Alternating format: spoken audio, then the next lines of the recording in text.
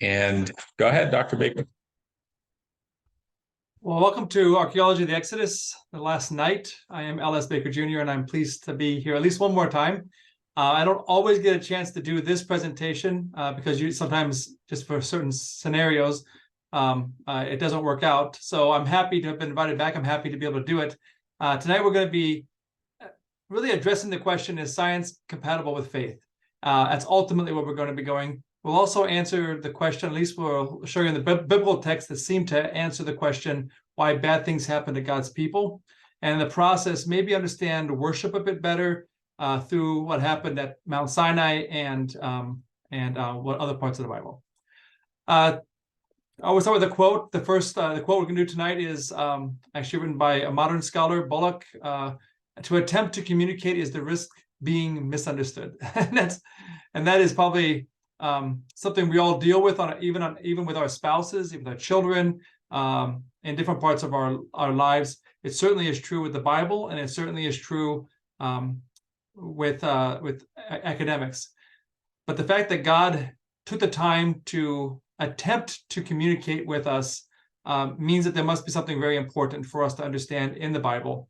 And we've seen all week how archaeology does not contradict the Bible. In fact, in many ways, it helps us understand the backgrounds a little bit better, so we can understand the story better. Since God does not change, it's important for us to understand who He is and how He interacted with people in the past, so we can understand how He interacts with us today. So let's get going. By the way, if ever you'd like to, I work at Andrews University Press. I'm actually here in my office right now at the University Press, where we have the study Bible, the Andrews Study Bible, both in the New King James and the NIV, and we also have the New Andrews Bible Commentary. So if you're interested in getting that, I'd be very happy for you to do that. You can always contact me or just email the University Press and find the website online and get those wonderful products.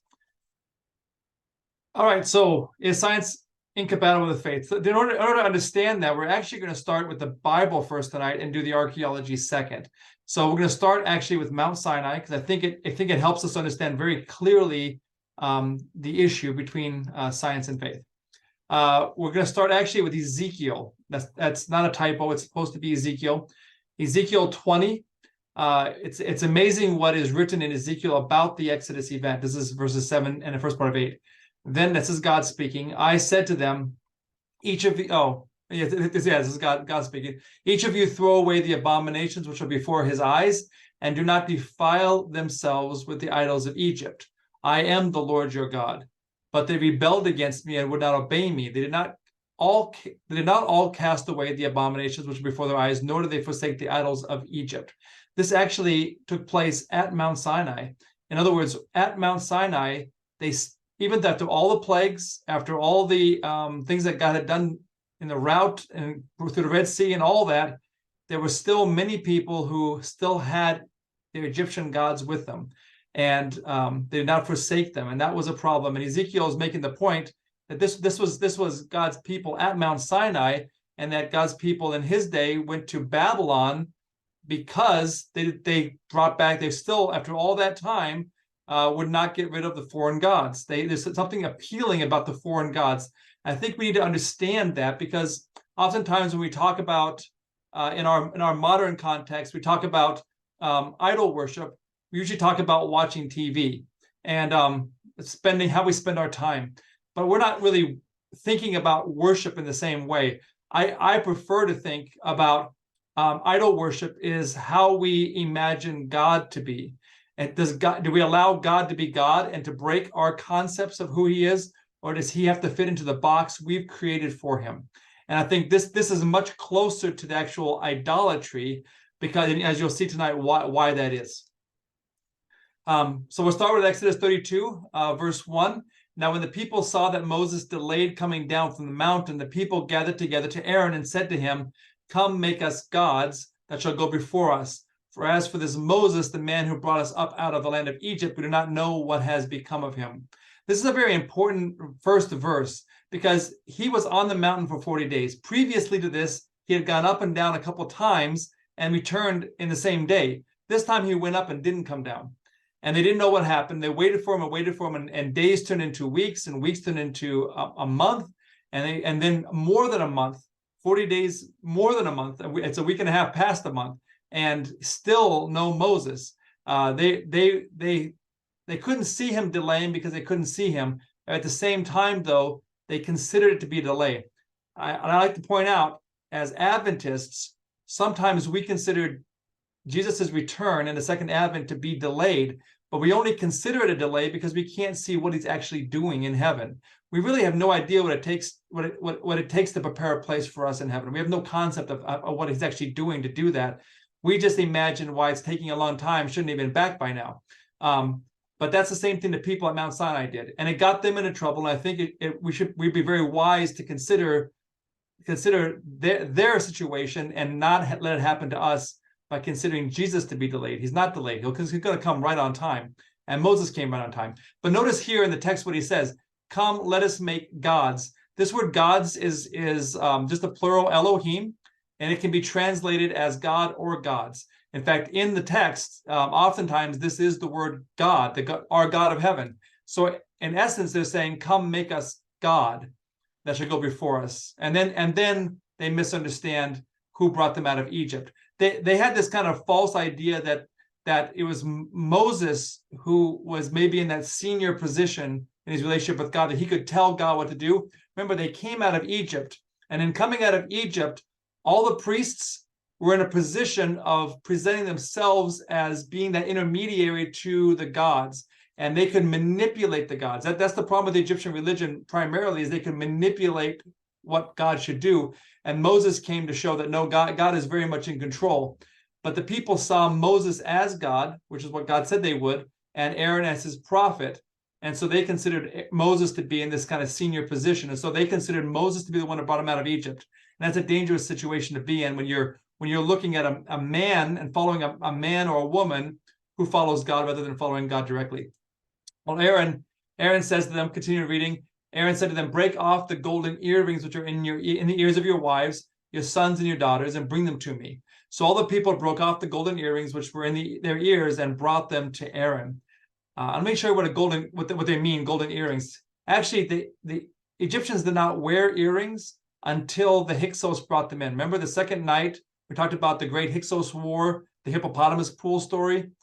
That Hyksos group, the Asiatics in the north, they're the ones who brought earrings into Egypt. Egyptians had jewelry before, but nothing that pierced the body. This is the first time they pierced the body, was because of the Hyksos. And so you can see an image up here of ladies wearing earrings, and here's some of the earrings that they're wearing. These are actual Egyptian earrings. But jewelry was not for decoration. We wear jewelry today. Well, maybe we don't wear jewelry, but you see jewelry in society today being worn as a way to look good or to dress up. But that wasn't how the Egyptians wore jewelry. Oftentimes in the ancient past, we misunderstand. We misunderstand slavery. We think slavery is similar to how slaves were in the South in the United States before the Civil War. That's not slavery in ancient Egypt, and jewelry isn't like jewelry is today. They used jewelry to partner with the gods. Let me explain what that means. We talked the other night about the route of the Exodus, and I mentioned the colors of the land and the colors of the seas, the bodies of water. Colors actually matter. They matter because the Egyptians considered that the colors themselves were a way the gods connected with people. So they didn't choose their jewelry based on the gems, based on the refractive qualities, the way we choose it in jewelry today. A way that, I say we collectively, not you and me, but as society chooses jewelry, diamonds and gems, emeralds, rubies, whatever, they choose them based on how pretty they are, how the light goes through them. But that Egyptians didn't care so much about the light passing through. They cared about the color, because it was the color that was attached to the gods. And so you can see here a bunch of amulets. You notice they're all different colors. They're different colors because of the different symbols, what it means. So for example, that deep blue, that kind of a purple color that we call the lapis lazuli up in the top left, that was a symbol of royalty, because purple is a combination of blue and red. Green in the bottom bottom left is a symbol of health and vitality. You see that oftentimes with vegetation and that kind of thing. That's not hard to understand. Red is the symbol of danger. That's why the red lands were dangerous lands. The Red Sea was sea in the middle of red lands. They painted the doors red. You'll see all those kind of things. Seth, the dangerous god, was red. You'll see blue as a symbol of the divine. You'll see that in the heavens, the way the ceilings are painted, and the way like the god Amun is colored blue. So all these images of the gods you see on the screen, and these different amulets that they'd wear on their necklaces, or they would wrap in the mummy wrappings, or they wear on bracelets or whatever. These were all. It wasn't so much the god that it was representing as the color associated with the god that mattered. And so there's something in that they needed to do. And by the way, jewelry was worn by all ages, all ranks, and both genders. It was universal. Men, women, everybody wore it because it wasn't a beautiful thing. It was a connection to the God thing. So when Aaron asks them to break off their earrings, he's asking them to separate themselves from the ancient gods, which is a good thing. It was a bad thing that he went on to try to make, God. But it was a good thing that he was asking them to separate themselves from the Egyptian gods. This is what he was trying to do. And so it says in verse 4 that he received the gold from their hand, and he fashioned it with an engraving tool and made a molded calf. Then they said, "This is your God, O Israel, that brought you out of the land of Egypt." Now, later on, when Moses comes down from the mountain, you remember the story. He asks Aaron what happened, and Aaron said, "Well, we threw the gold into the fire and his calf popped out," which was extreme lie, a misrepresentation. It wasn't a complete falsehood. They did throw the gold into the fire so it would melt, but they poured it into the mold that he made. In fact, images were actually made through engraving tools. They used the lost wax method. So basically what they did is somebody carved into clay an image, whatever image they wanted. In this case, it would have been a calf. And then they put these core pins into the clay, and they covered the outside with wax. So there's a perfect representation. And then they engraved that wax to make sure that it was exactly in the shape they wanted. Then they surrounded the wax with clay, let it harden. And once it hardened, they poured the metal, they melted the gold in this case, and poured it in. And then the gold kind of slipped down into all the wax, and the wax kind of bubbled out.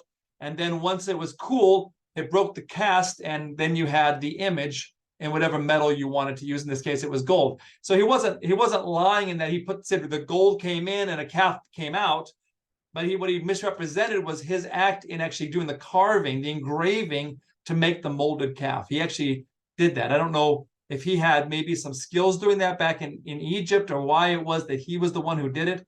But whatever the case was, it was his idea to do this. And in verse 4, it says, he said, "This is your God." It's the same word that was translated gods back in verse 1. It's Elohim. He's saying, this is your God. He says, "This is your God, O Israel, that brought you out of the land of Egypt." He's saying, by the way, in Exodus 32, verse 1, it's the same word. This is the God. Come, make us God. He said, "This is your God." So I don't know that this S is right. I think it probably shouldn't be there. It should be, "Come, make us God," because they're asking for the God who brought them out of Egypt. That's what they're asking for. The Israelites were not attempting to worship a false God. They were attempting to worship the God who brought them out of Egypt. That's what they wanted. They wanted to worship that God. They just didn't understand what they were asking, and then Aaron compounded their error.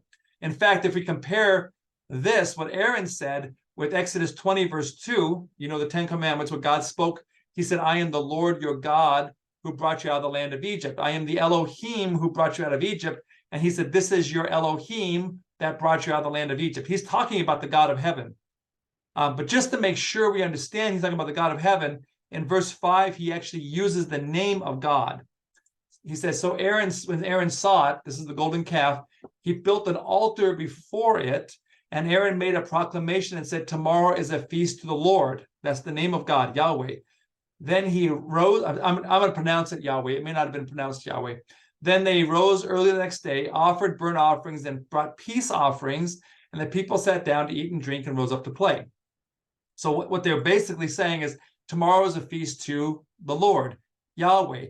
"I am Yahweh, your Elohim, who brought you out of the land of Egypt." He says, this is the Elohim who brought you out of Egypt, and tomorrow is a feast to Yahweh. In other words, he is saying this golden calf is God. It has the characteristics of God. It's going to be the one who leads us. And we made this image, and now we can proceed and go forth.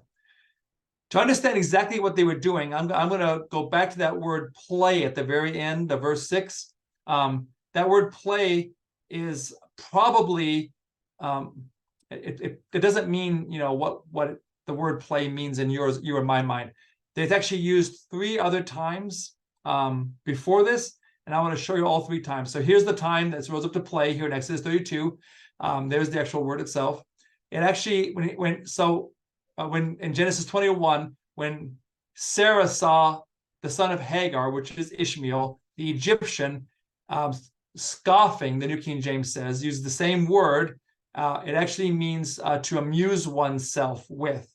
Again, not understanding why Sarah was so upset, but as we keep understanding what this word is used, then we'll understand why Sarah was so upset and why what was so wrong with what the Israelites were doing. Go down to Genesis 26, verse 8. This is when Isaac and Rebekah went to Egypt. Abimelech, the king of Philistines, looked through a window and, I'm sorry, this is when he went to the Philistines, looked through a window and saw that there was Isaac showing endearment to Rebekah, his wife. That showing endearment is the same thing. So in other words, whatever he was doing, it's also translated fondle in some translations, whatever Isaac was doing to Rebekah allowed Abimelech to understand that this wasn't just his sister, this was his wife. So there's certain ways you'll touch your sister, and there's different ways you'll touch your wife. And so it was very clear to Abimelech that what Isaac was doing to Rebekah, what somebody does to his wife. I think you understand without me saying any more. And then finally, we get to Genesis 39:14, and it says that this is what Potiphar's wife accused Joseph of doing. He has brought, this is what Potiphar, he has brought us into us a Hebrew to mock us, and he came in to lie with me. This is a term that can be used to play around with. So you kind of understand what we're talking about. This is a sexual act. This is why Sarah was so upset at Ishmael, what Ishmael was doing with Isaac.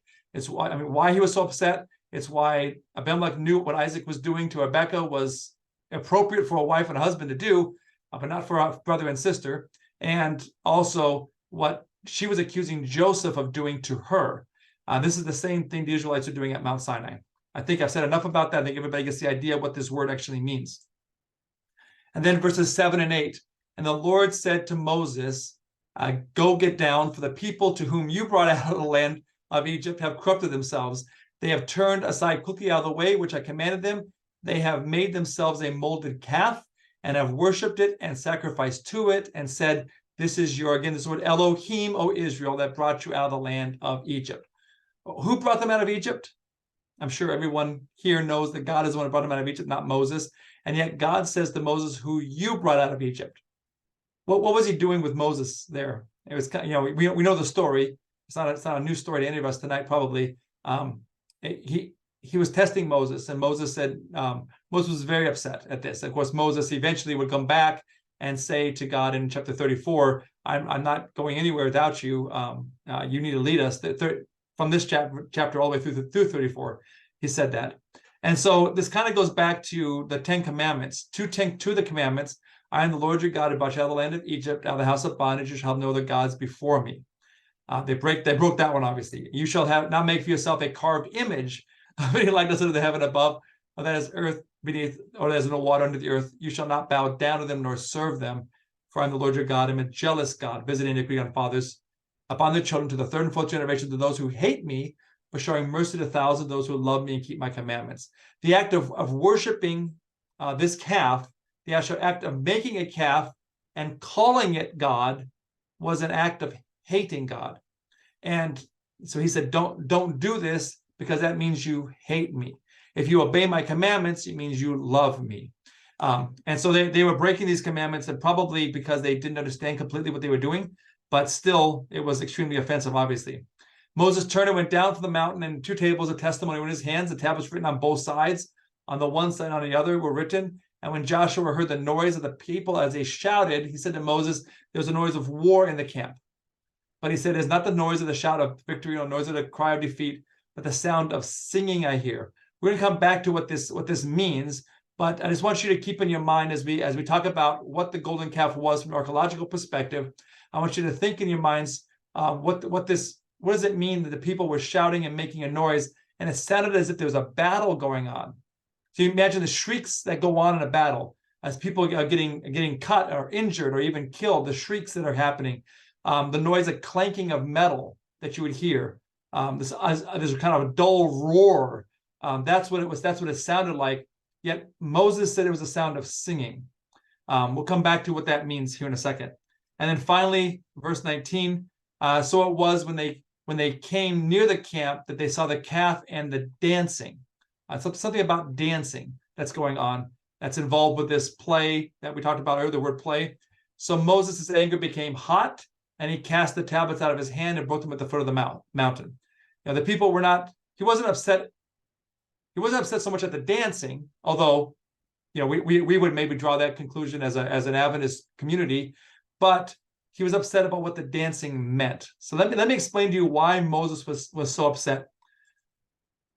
There's actually in ancient Egypt, it was very common to have a combination of gods kind of merged together. It's called syncretism.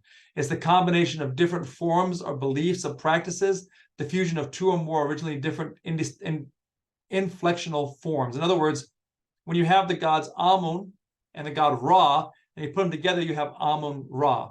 Well, this is kind of what was going on. So let me explain from an archaeological perspective, probably what this calf was.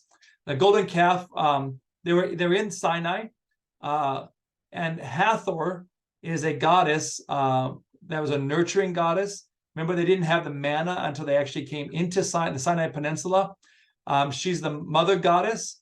There was actually a festival that was dedicated just for her, that where all boundaries, social boundaries and ranks were taken away, so that no matter what rank you were, no matter what marital status you were, you could combine with anybody you wanted to, and to do the act that makes a woman a mother. She's a mother goddess.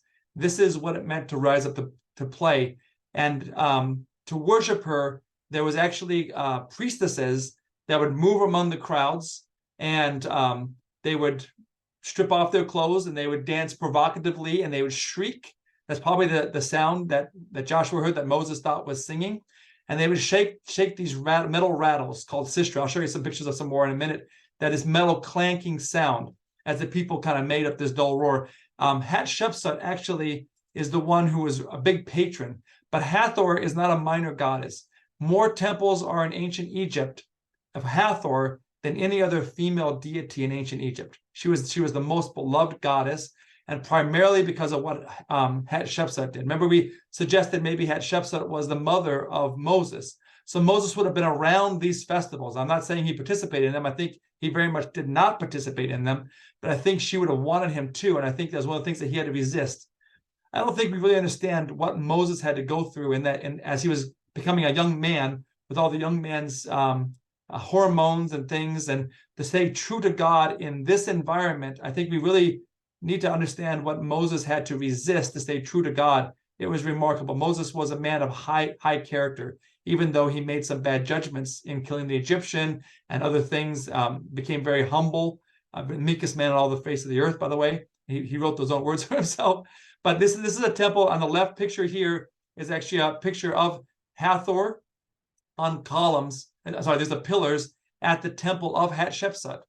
There's a whole shrine just for Hatshepsut. Here are the metal sistras, a couple of them that their female priests clanked and made this shrieking sound as it made this kind of clanking as you would have metal on metal. And in fact, Hatshepsut, the third Tutmosis, and the second Amenhotep are all portrayed in different places as actually drinking directly from the udder of Hathor. Tutmosis and Amenhotep are two of the candidates for Pharaoh of the Exodus. So the reason I'm trying to show this to you is I want you to understand this is a very real thing. This was a number one goddess, and it's quite likely that this is what they were doing at Mount Sinai when they were worshiping the golden calf. They probably were worshiping Hathor. They're dancing for Hathor. This is the dancing we're talking about when we talk about dancing for Hathor in the title. But it wouldn't have been just Hathor. The way you bring gods together could be 2, 3, sometimes 4 or 5 gods all merged together. As they're trying to figure out, I can imagine the priests in the mixed multitude talking to the people and trying to get them to understand the same way they must have done with Moses as he was a prince, trying to get them to understand who God's word, saying, look, we got this mountain, got it into the Sinai Peninsula, and this is the land of Hathor. And then we got the manna. Yes, God is leading us, but maybe he has the same characteristics that we see in Hathor. Remember, the ancient Egyptians is a theory, and I think it's probably close to being true, that the Egyptians had multiple gods, but they really understood them as being different characteristics of a single God. And so we see another God that could have been connected with this, and that'd be the god Ptah. He was a creator God. In fact, he was a god who the Egyptians believed spoke the world into existence. We can easily understand how they could have synchronized that with the God of heaven because of the Hebrews' understanding. Moses wrote, in the beginning, God created, and then God said, let there be. And so we can see, that'd be easy to connect these two. And Ptah, this creator God, was manifested as the Apis bull. At Saqqara, there's actually, I should have put a picture on the screen. There's actually an entire underground burial chamber for all the Apis bulls with massive sarcophagi, the large, they're huge, large enough for a mummified bull, because this was considered to be the manifestation of the god Ptah. And so again, you have a cow, as in this case, it's a bull. In Hathor's case, it's a cow, but neither one of those are calves. Both of them could be merged together, but why was it a golden calf? I think it was a golden calf because of another bovine goddess, and this goddess name is Hesed. This is one of the lesser known goddesses today, but she's probably the most important one for understanding this story. She was a mother goddess. She was nourished through beer, so alcohol would have been involved in the festival. Also, by the way, in the festival with Hathor as well. And she was the mother of the Apis bull. In other words, the Apis bull Ptah, who spoke the world into existence, she was his mother. And she also was the mother of any new king who came in the form of a golden calf. And so because this was a new god king, to the Egyptians, Yahweh was, and he had all these other characteristics of Hathor and maybe Ptah, that she was the mother of that. And so you portrayed her son, this new god king, as a golden calf.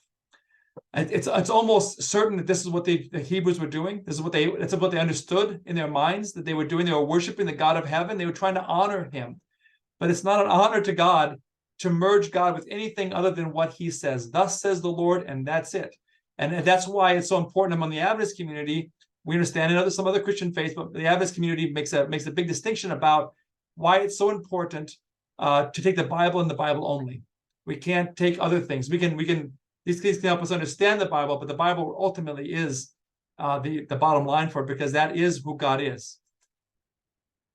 Well, a couple of things we see in this story. In Exodus 32:2, the golden earrings, we see the Egyptians living in the culture of the world. It's a warning to us today and how we live and how we adorn ourselves, that we don't adorn ourselves with the way the world is trying to say beauty is, but we do it the way God says beauty is. The ancient Egyptians are doing it for a different reason, but we need to also be careful that we don't adorn ourselves through worship of God in our churches in the way that we imagine God to be, but we allow God to be God, and we allow ourselves to be surprised at how he does things. And that's why it's important to read the Bible, understand the stories of the Bible, so we can see God for who he is and allow him to show us who he is, rather than to read our own understandings of him into the text. And we'll be surprised, and actually pleasantly surprised, at who he is. By the way, Exodus 35:22, after the story's all over, Moses goes back up the mountain for 40 more days, gets another pair of 10 commandments and brings them down. And then he starts to organize the building and construction of the sanctuary, which we talked about on Friday night. And the text says, they came, both men and women, as many as had a willing heart, and brought earrings and nose rings, rings and necklaces, all jewelry of gold, that is, every man who made an offering of gold to the Lord. And so when I read this text, I understand something. And it's maybe key for us to understand as well about our finances. While Moses was up on the mountain the first time, Satan was in the valley stirring up the people to worship God by using the very gifts God had given them that would be used for the building of the sanctuary. so that God could live among them, but instead Satan had them waste them upon making a calf and obeying and worshiping God in a way different than God wanted them to be worshipped. I think this is very important for us to understand how Satan works very subtly to change things. And the Hebrews went along with it with the golden calf, but later on they understood that the gifts God gave them were to worship, be made to help in the worshiping of God the way God wanted to be worshipped, not the way they wanted to worship Him. That's a key distinction. That's one thing that God gives us, reason God gives us gifts. So as we understand God's worship, and how even in our own worship we may skew things a bit in the good intentions, but if we do anything that's a way different than what God wants, it can lead to dancing for Hathor, so to speak. Well, the same thing happens with science. So let's go back to our key question and let's see how does science and faith, how are they related? Is science incompatible with faith? You might oftentimes, I'm not going to get into evolution and creation, but you understand that's a major topic where this intersects all the time, but it actually intersects in many other ways as well, particularly in the Bible and in archaeology. So I'm going to show you a bit about that. But first of all, let's understand what we mean. When we talk about science, we're talking about something that's a discipline that studies things in time and space. But God is a God who exists outside of time and space and yet still works within it. So he's not away from it, but he works within it. He created it, but he created it, meaning he was outside of it and created it. So you can't put God into a test tube. So that's the first thing. Whenever science is trying to explain God, it cannot explain God because you can't explain something that doesn't exist within time and space. God is bigger than that. He's beyond that, even though he works very much in our lives today within time and space, as the Bible portrays. Also, science is offered up to peer review. If it's not offered peer review, it's not science. Science has to be tested and let other people who are smart try to reduplicate your experiments and what you've done, and to review it by your peers, people who are equally qualified to do that work. But faith is very personal. You can't tell me how to have faith, and I can't tell you how to have faith. Likely, everybody who is in this seminar tonight and have been maybe throughout the week, you have a faith relationship with God. You don't need archaeology to have the faith relationship with God. You have that already. So archaeology can't help you have faith. You either have faith or you don't have faith. But archaeology might be able to inform that faith. And so let's talk about how that might happen. Back in 2014, I don't know if you remember this event, but the Creation Museum, Ken Ham, who's the Answers in Genesis CEO, had a debate with Bill Nye, who, by the way, is not a scientist, although he loves science and tries to explain it very well. And in that debate, if you had watched that debate, if you had a chance to see it, you would notice that that's a very typical debate. And it's something that happens quite often when somebody in science and somebody in faith talk to each other. Oftentimes they're talking past each other because they're not talking about the same things. Science is talking about something that happens in time and space, and faith is happening about something that happens beyond, deals with time and space, but also beyond it. Also, science is talking about something that can be tested, and faith is not something that can be tested. It's a personal relationship. So it actually ends up being evidence versus interpretation. These two things are key. These things, by the way, were taught to me at University College London. They're not talking about faith. They're talking about actual data. And this is the data that helps us understand what science actually is. Evidence is actually actual data that's showing something exists. Interpretation is the way it's explained or understood. What I mean is, oftentimes people will ask me, or others like me who do presentations, is the evidence for creation, or the evidence for the Bible, is there more evidence for that than there is for evolution or deniers? And the answer is neither. Evidence is evidence. There's no such thing as our evidence and their evidence. Evidence is evidence. Data is data. It is what it is. Either it exists or it doesn't exist. It's not the evidence that changes. It's how it's interpreted. We're both Ken Ham and Bill Nye are dealing with the same evidence, same data set, but it's how they interpret it that's different. I think I shared this story earlier in this week, but I'll share it one more time because it's applicable right here. When I was at University College London, everyone there, all my classmates, knew that I was a Christian very early on. I didn't deny it, but by the third quarter, we had a chance to talk, and one of my classmates, a group of my classmates were together, and one asked me the question, Scotty, do you actually believe in the Bible? You're a very responsible scientist. How can you believe in the Bible? And so I explained to her this way, and maybe you'll have your own way of explaining it, but I explained it to her this way. I said, I wear glasses, and I wear glasses so that I'm able to see. And ultimately, what we do as archaeologists is that we have a set of data, and we put on our glasses. It's called a paradigm. We put on a paradigm of evolution, and we can interpret these data. Or I could take those glasses off and I put on a new pair of glasses, another paradigm called creation or interventionism, which is God intervening in the lives of people, not just at creation, but throughout history. And I can put on that pair of glasses paradigm.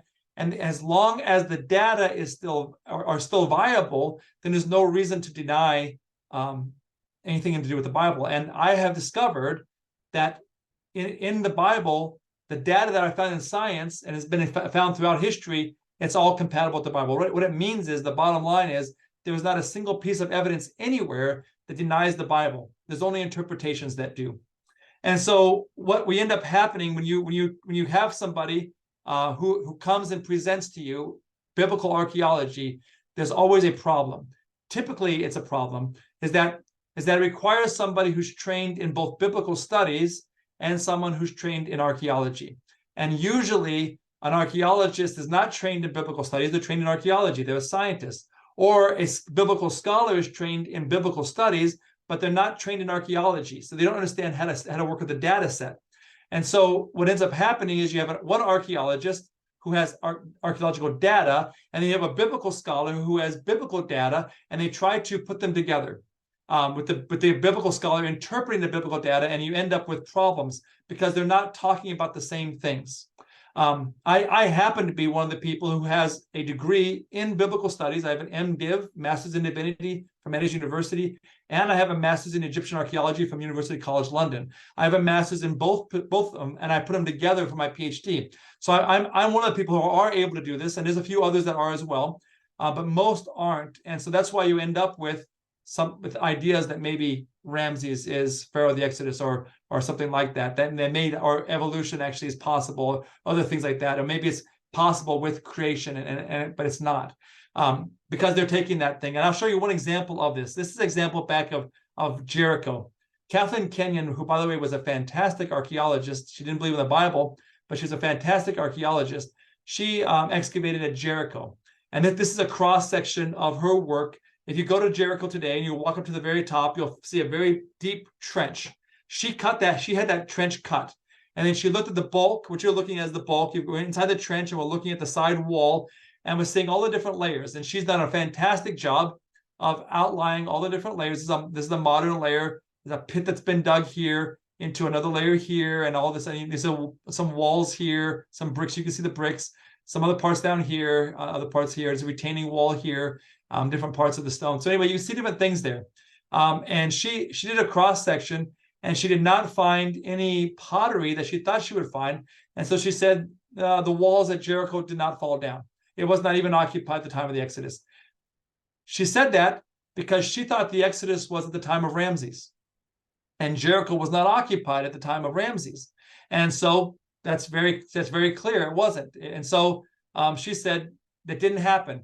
A lot of people lost their faith when she said that. I know of many accounts of people who, when they read Kathleen Kenyon, who's a fantastic archaeologist, said Jericho was not occupied when the Israelites came through. The walls did not fall down.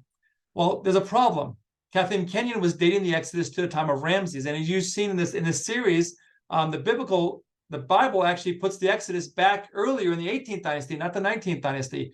And if you leave it where it's at, then suddenly there is something very important. This red section right here is a wall collapse.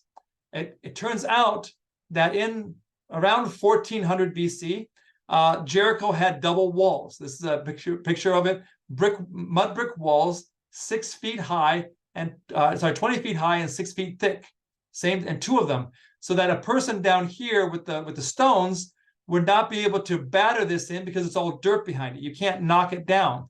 And it's so high, the mud brick part of it is so high, it's impossible to really make it fall over. You can't get your battering rams up there, and there's two of them. So you'd say you were able to break in here, you still have to go uphill to another one and break in another one. It really was quite impregnable.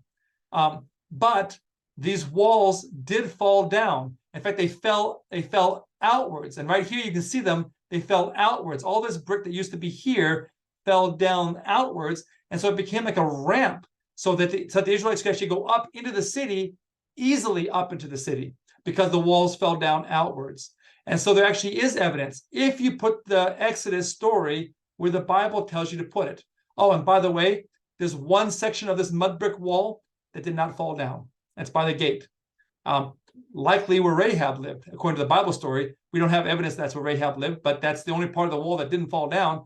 And so it seems that the Bible story actually does work if you put it where the Bible tells you to put it. And so this is why it's important to have both of these and treat these a certain way. Biblical archaeology cannot answer the question if something happened. It can only answer the question, could it have happened? And let me illustrate it this way with a non-biblical event. Let's say you're an archaeologist and you're working in Europe, and you come across a battle plain where Charlemagne had a great battle, and you find a sword, a blade. I mean, probably the wooden parts would be rotted away, but you find the sword from the time, because you're a sword expert, let's say, and you know this is a sword from the time of Charlemagne. So if you find a sword in a field where a battle of Charlemagne is said to have happened, does that sword mean that the battle happened? No. There's many reasons why that sword could have been there. Someone could have dropped it. It could have been loot and somebody found it and dropped it later on. There's no way that sword corroborates that the event happened, but it does tell you that it could have happened. And this is the problem we have. I as an archaeologist, or someone else as an archaeologist, secular archaeologist, could be working in Egypt and come across a text, an actual text that says the Exodus happened, and it's as clear as day. And still, my secular colleagues would not believe it happened, because they would say that text says it happened, but that text doesn't prove that it happened. The text could have been written by somebody who believed it happened, but it doesn't mean it happened. They were wrong. Or it could have been written by a person who invented the story, so we have no idea if it happened or not. There's no way we can tell for sure that text means it actually happened. There's always going to be doubt, because that's what science is, and that's okay. That's what science is supposed to do. So you're always going to have a faith element no matter what is found. But my rule of thumb is, in archaeology, could it have happened? And so when I was looking at those materials, the 9 materials used in building the tent sanctuary that we did Friday night, and I was asking the question, could it have happened? And it turns out not only could it have happened, it could only have happened at the time the Bible says it could have happened, which is a remarkable result. And that's what archaeology can do. It can tell you, could it have happened? Also, archaeology can help you understand the world a little bit better, because archaeology helps us to understand time, space, and culture. We live today here in America in a very Western society. And when we read about David and his army running through the hills of Judea to the forests, we might picture, sand dunes, the sand dunes famous in around this area, or maybe the forests in Illinois or other places, the northern forest of oak trees or whatever. We might not understand what it actually looked like, how people lived. We understand lamps. When I read about lamps in the Bible, I imagined as a boy, as a young person, kerosene lamps, because that's the only lamps I knew about. I didn't understand the lamps I showed you on Friday night, that they're actually the size like this in your hand. And so the archaeology helps us understand the backgrounds. And hopefully this week you've understood some more backgrounds to the story of the Exodus. And most of all, it helps us to understand how God interacted with the people back then, and helps us understand how he'll interact with us today. That interaction that God has with us is the same, because God doesn't change. And so we have to understand, we have to ask a question. Why was life hard for the people back then, and why is life so hard today? And there's 2 texts. I shared one of these texts on Friday night with you, Daniel 11:35. We'll do it again tonight. I think these 2 texts tell us why life is hard. They explain why bad things happen to God's people, and why were the Israelites slaves in the first place? Why did God even let that happen? Why does God let my father die? Why does COVID-19 kill my grandmother, or an accident kill my children? Why do bad things happen to God's people? Why doesn't he protect us? Exodus 20:20 may be the beginning of that answer, and maybe Daniel is the end of that answer. Moses said to the people, that this is at Mount Sinai. God's already given the 10 commandments. The people are afraid because of the fire, the lightning, the thundering, the voice of God. They're very afraid. They've never seen a God act like this before, and they don't want to interact. They want Moses to do it. And Moses said to the people, do not fear, for God has come to test you so that you may not sin. They were afraid. They were afraid because God was bigger than they thought. They couldn't control God. God wasn't in their control. They tried to later with the golden calf, but it didn't work well, obviously. But God was more than they thought. And because of that, God was allowing them to go through that because they needed to understand, they needed to have that testing period. He had Moses on the mountain for 40 days to test them. They failed that test. They actually didn't fail the test the second time, but they failed it the first time. And you're in tests. And this is a key thing for us. I'm a basketball coach. I coach girls basketball primarily, at least the last couple of years, and this year I'll coach them again. And in coaching, we talk about the 1%. This 1% is in this drill, in this practice, I want you to get 1% better at what I'm asking. I'm not asking for you to master it tonight. I'm asking for you to get 1% better, to be present in the moment and focus on just getting 1% better. And if you do that tonight, and you do that tomorrow night and the next night, over the course of our practices, we have 28 practices or so before our first game. Over the course of those nights, you'll get 1% better every night. By the time we get to a game, you'll be a 25 or 28% better at something than you were when practice started. That will make an immediate impact into a game if you can improve that much in a short time. And I think the same thing is true, because what happens is when we get to those panic moments, when you get into that basketball game and suddenly the defense is trapping you and you're pressured, or something's happening that's putting the pressure high, you revert back to your habits. And those habits you formed in those practices by building those 1%, one on top of each other into stacks of a habit, you revert back to that habit in those pressure moments, and you become what those habits were. And the same thing is true in our spiritual lives. We come to these testing moments, and at the time when God can test us, maybe our test tonight, or our test some other might be a test of faith. Maybe it's a test of trust. Maybe it's a test of love. Maybe it's another test. But whatever it is, it's a 1% test. And all God's asking you to do is test right now. Remember what God says to the children of Israel back in chapter 6. I will take you out of Egypt. And when I take you out of Egypt, then you can believe that I can take you out of Egypt. God gives us a simple test. God took Moses, who didn't believe he could do anything, and he said, don't worry, I'm going to send Aaron. Aaron will do the first 3 tests. I'll do the next 2 plagues, and then you can do the 6th one together with Aaron. And then finally, in the 7th, 8th, and 9th plagues, then Aaron, you'll be ready to do it. God leads us slowly into a place where we can actually be useful for God. And just as long as we're faithful 1% right now, whatever test we have, he'll keep adding it. If by the way, if you fail the test of trust, you'll have to do it again. Those 40 days, they had to do it again.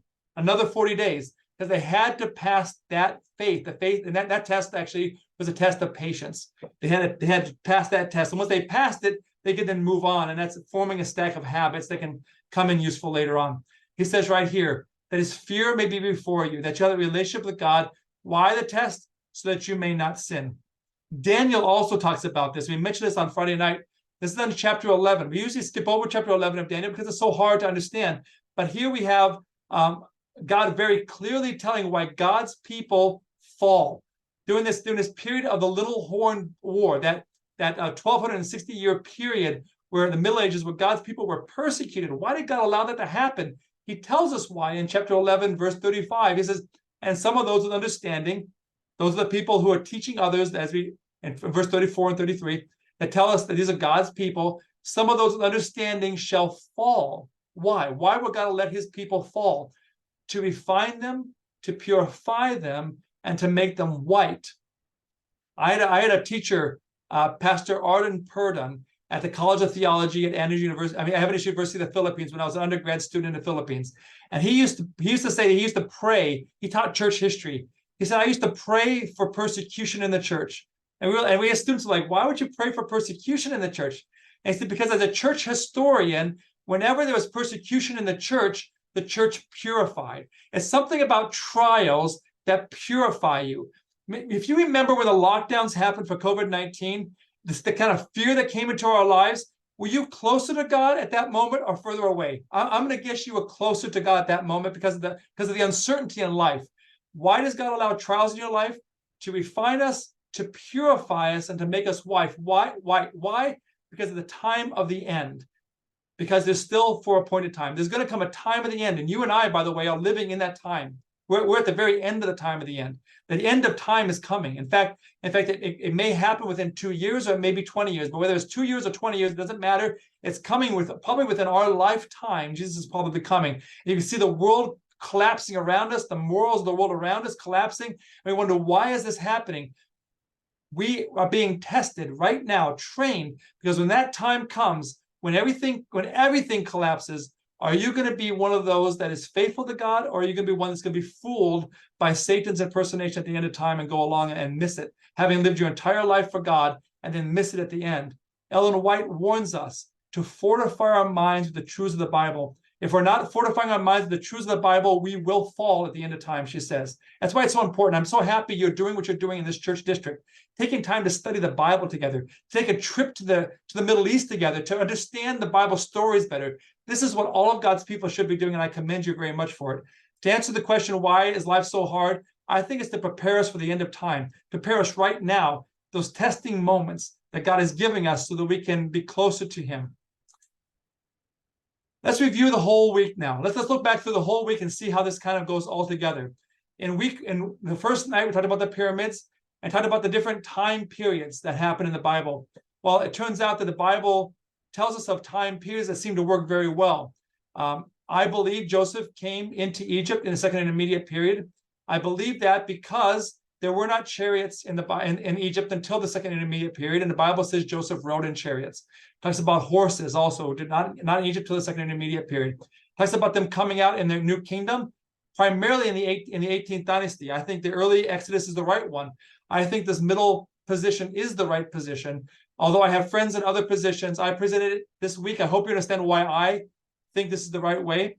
But as long as you're studying the Bible and trying to understand the Bible, you'll see why it's so important. Jericho is a good reason why this is not really possible. But it is very possible. In fact, it's perfectly possible right here.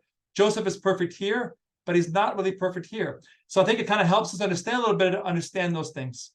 Also, it helps us understand better where Israel lived. If they were only in Egypt for 215 years, that's a lot easier to understand and explain than 430 years when the north is actually abandoned. Where would they have gone during that time? It doesn't even make any sense. It makes a lot of sense if they were only slaves for maybe 100 years, because that actually fits the Egyptian archaeology much better. We know where the two cities were that they lived in. They actually were building military supply cities, just like the Bible says they were. And the land of Ramses, land of Goshen would have been right there. And we know that that's probably where the Exodus event took place from. It's just what the Bible says, is just how we find it. Who was the Pharaoh of the Exodus? We talked about that. There were 3 different candidates. I think it's Amenhotep, and I think it's Amenhotep for a lot of reasons, content reasons, but I think it's also very important to understand the plague of the firstborn. He was the only one who was not himself a firstborn, which would explain why he was still alive after that night to tell Moses and Aaron why they could leave. But there's other reasons as well. And so I think the Exodus took place right in this one of these dates here. I always use 1447 because it's a simple math, but math can easily explain these two as well, depending. And you can ask me if you want to understand why that is. Why were there 10 plagues? That God could send them all 10. Why would he send them one at a time rather than all at once? And that was, we saw, hopefully we saw to redeem the Hebrews and to redeem the Egyptians, to show them what a God really truly is. Then we did the route, and there's 5 different routes that are possible. That's on the next slide, but this is the route that I think they took, turning here and turning on this side and coming down and passing through the Gulf of Suez at the northern part, coming back to the Red Sea, as you remember in Numbers 33 says they did, before coming to Rephidim and the Mount Sinai, which I think is right there. And there's a lot of evidence that it's right there. And then heading up to Kadesh Barnea here, coming around where Aaron died, coming down to the Gulf, the Red Sea again, the Gulf of Aqaba, before going around Edom and coming back in before going up the King's Highway to fight Sihon, king of the Amorites at Heshbon. And part of that has to do with the Egyptian colors. And this is the 5 different explanations, and I think this happened right here. I think this is the Red Sea of the Bible. It definitely is for later parts, I think this is the part over here for the Exodus event. And then we asked the question, how was the tent sanctuary constructed? And I think we found out that not only were all nine materials available in Egypt, they were only all available in the New Kingdom and the Third Intermediate period. The design also seems to have followed the Egyptian culture, but modeled after the heavenly sanctuary. And I think we saw that as very, very clearly. We hope we did on Friday night. They camped very much like a military camp around the sanctuary. By the way, one correction, I think I had these Levites in the wrong place. This is the correct one here. I think the one you had on Friday night was a slide that was a mistake. So this should be corrected. And I added this in here to kind of explain where they were at. So this is a better slide for you to look at. And then the question we asked tonight, is science incompatible with faith? Is it, should they really should be kept separate, but are they incompatible? And I think the answer is no. They actually are compatible. As long as you allow science to be science and faith to be faith, I think science can inform faith. Faith may actually be able to inform science as well, but faith should never be compromised by science. And that should be a very key distinction.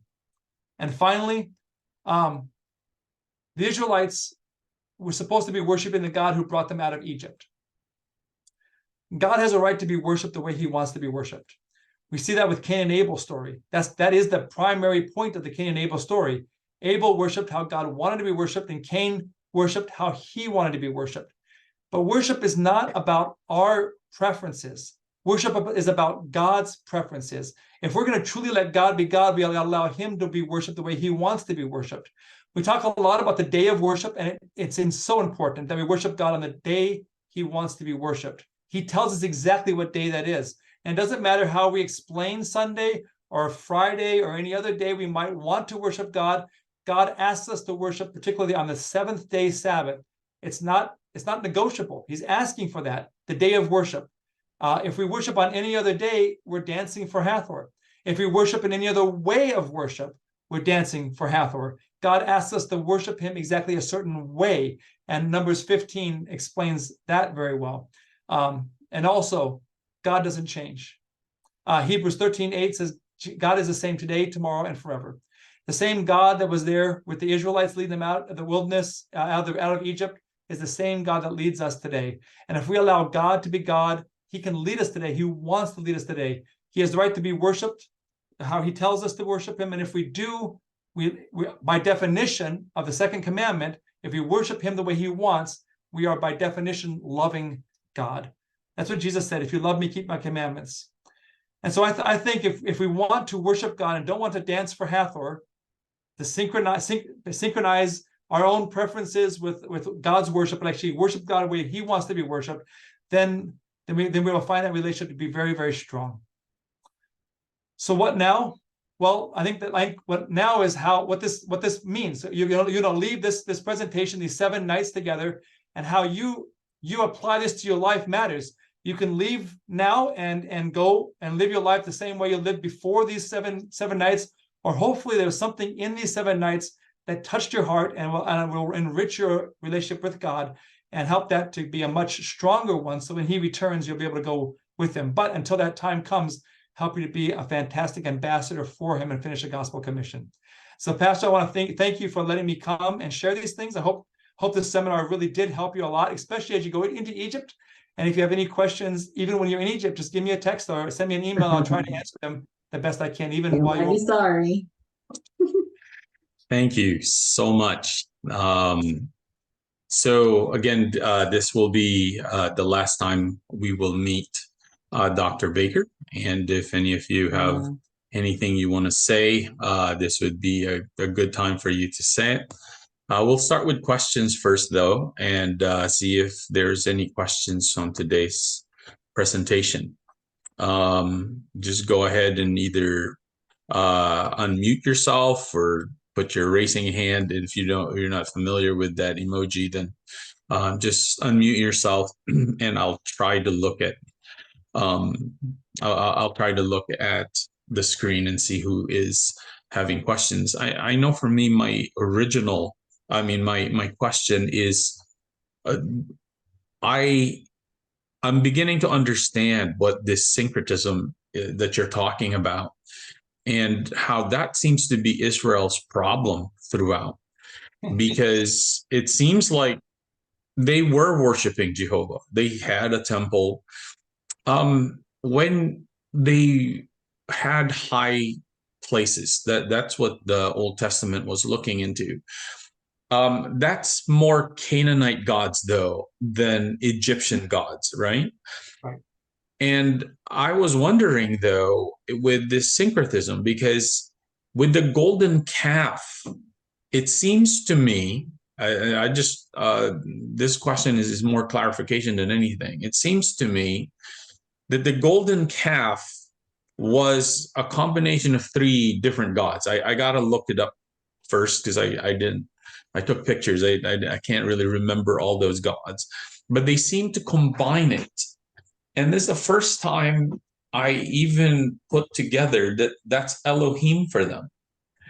That somehow what used to be the Trinity, they decided to make their own Trinity. Did I get that right?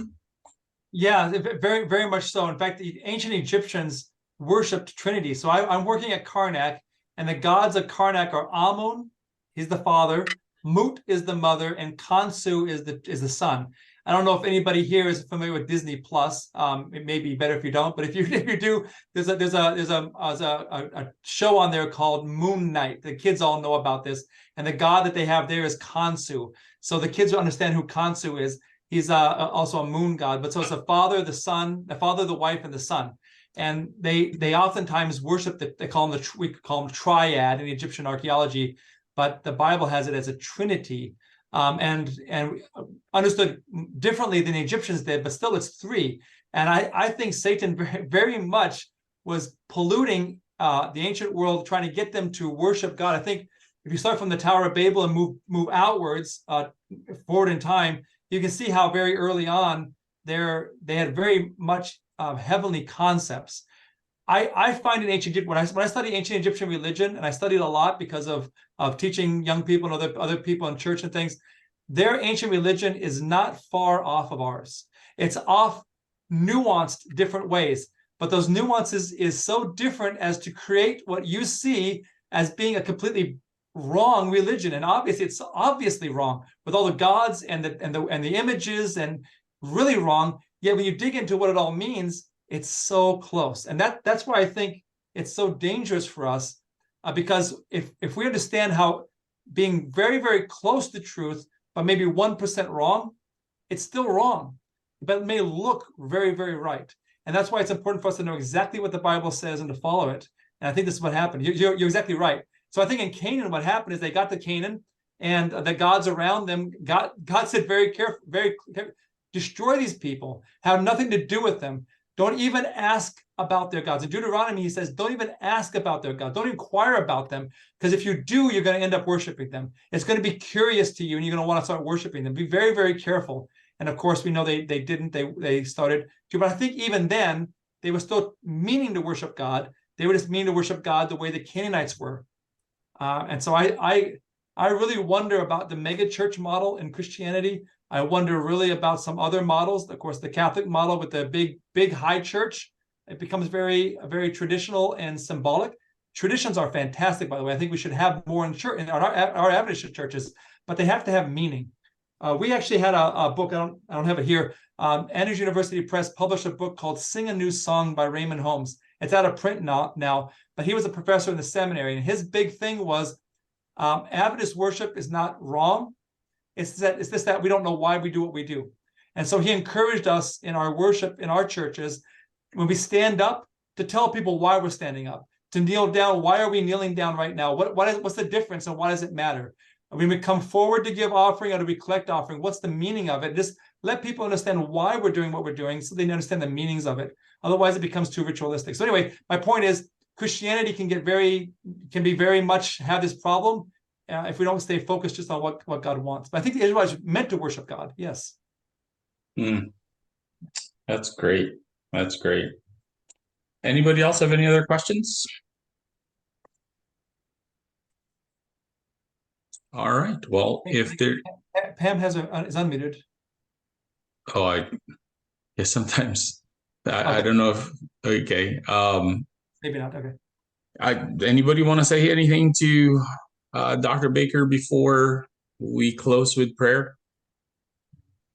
I would like to say thank you so much. Oh, thank you. Okay, we'll start with Don and then Todd. Go ahead, Don. Oh, okay. My turn. Yeah, go ahead. Dr. Baker, thank you so much. It was so enlightening, and if anytime you want to come to Ottawa, you can stay at our house and we can talk some more. I would love that. Thank you. Go ahead, Todd. Yeah, I just wanted to thank you so much. It's really going to enrich our experience when we get to Egypt. I think we'll have a little better understanding of the culture and the history. So thank you. You're very welcome. Very welcome. I want to thank you too, and it's kind of opened my eyes to see some of the things like you were talking about with Israel, and how could they have done what they did all the time. It makes more sense if they thought they were worshiping a god, but just got off a little bit, and it makes me wonder that I need to be more careful about what I'm doing. Thank you. Yes, we want to thank you too. That this has just really been a wonderful series, and to understand the background really helps so much when we're reading now, to understand what their culture was and why things were done the way they were. So I really appreciate that. Thank you. Amen. Julia started by buying your book, and I started reading it. Nice. Oh yeah, by the way, if anybody wanted to have that again, I'll have it next slide right there. So, well, thank you very much for buying it. I appreciate it. I hope you do find it. I think you hope you'll find it closer to God because of reading it. I think you will. It's a kind of fun book. I want to say when you're in Egypt, and you get if you go to anywhere where there's a new kingdom site, very early on, and you see anything about Hatshepsut or Thutmose, just know that if you see something with Thutmose or Hatshepsut, no matter what the monument is, Moses would have probably been dealing with it in some way. He would have probably seen it at some point if it was early on, because that's the time period he would have been there with the Hatshepsut. So that's always a special thing to go to her temple, or even in Karnak, some places where she's at right there, to know that he would have seen that with his own eyes. That's kind of a fun thing. Oh, Right. cool. Well, Dr. Baker, thank you so much. And on a social note, if you do come and stay with Dawn and Elaine, we are a very social group and we like to eat out. So do come, bring your family, and we'd love to talk to you more about Egypt. Okay. Well, Yes. we'll have to do that. We'll have to do it for sure. Amen. One last question about Egypt, maybe not so much last, but that's the one I can think of right now. I know when it comes to the kingdoms, when we start with Aswan, a lot of the things there is by Ramses, which tells me that the Israelites were gone out of Egypt by then. So everything that we see in Aswan, as good as everything is, because Ramses was the one who did it. I was just wondering, does that mean that was most of that done then away from or way after the Exodus? It's the New Kingdom, but the Exodus was also in the New Kingdom. But I'm guessing now this is a little bit after. And then when we go to the temples like Edfu temple, it seems to me that most of those were also after the Exodus, and I'm wondering if you can comment on that. So they are after, but because I can stop sharing the screen and be a little bit bigger here, because so Edfu is a late, is like Ptolemaic, I think, mostly. But when you go to Edfu, see if you can find Horus killing the hippopotamus. That was an image I showed you, and you'll remember the hippopotamus pool. So you'll see something that is illustrated that shows you the religion or the history, and now you know what that means, and you know that was happening all the way back early on, and just that this is a late depiction of something that they had early. When you see Ramses temples and things, Ramses had the same culture as the pharaoh of the Exodus, whether it's Thutmose or Amenhotep. And so even though it's later, the culture is still very much the same. And so the gods that they worship are all the same gods, the same way of thinking. You'll see a lot of military elements. Those are all very much the same military that would have chased the Hebrews. It's a little bit late, but it still would have been the same type of things. And so you can still learn a lot and kind of absorb the culture as long as you understand what you're kind of looking at there. Right. And I think this whole series, I definitely will be looking at those hieroglyphics very differently now.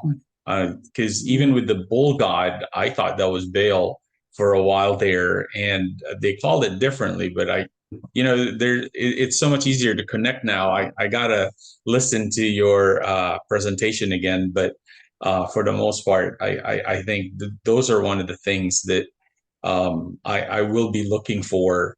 It's my 4th time there, so I definitely will be looking for it, and then maybe point out to our group while we're there. So thank you. Like everybody says, this has really been enlightening in so many ways. So, are you going to Luxor Temple by any chance? yes, we're going to Aswan, Edfu, and Luxor, Thebes, Karnak, that whole thing. So if you go to Luxor Temple, it's a beautiful temple, by the way. At nighttime, if they have it lit up at night, it's beautiful to go to. I don't know if they'll have that when you go there. But as you go through, you'll come through this column, like it's massive columns, and then you like a hallway, so to speak. Then you come out into this big kind of porch. It's a hypostyle kind of hall porch. You pass through that. The very next room is a room that when the early Christians were brought into that room, they were brought there to make a decision. They can either worship God and die, or they can change to the Roman gods and worship the emperor and live. And a lot of Christians made the decision to worship God and die in that room. So even though that's not so much an ancient Egyptian thing, as soon as you pass through that last it's a massive column porch area. It's beautiful pictures. When you pass through it to go to the back rooms, that very next room is going to be that room where they had to make that decision. And so it's kind of nice to sit there and think about what decision you would make if you were brought into the same situation. It's kind of a cool thing. Not ancient Egypt, but still obviously associated with, because they were Egyptians who were ancient Egyptian Christians. Yeah, never heard that from any of the guides there or from any of my teachers who came with us. So I hope you guys are taking notes, because I hope you look for this room with me. I gotta watch that again. So We'll have to ask our guide to take us there. Maybe they don't know. That's the thing. I don't think they know. It's the very next room after the hypostyle hall column portion. So if you get there, you kind of look up to it's open. The ceiling isn't there anymore. So look up to the top left as you walk in. Look at the top left, and you'll see some Roman paintings. It's not ancient Egyptian, so you'll know you're in the right place when you see that. Okay. They're mostly gone now, but you'll see that. Anyway. Brenda, all right. Yes. I have one more question. Sure. So can Dr. Baker just come with us?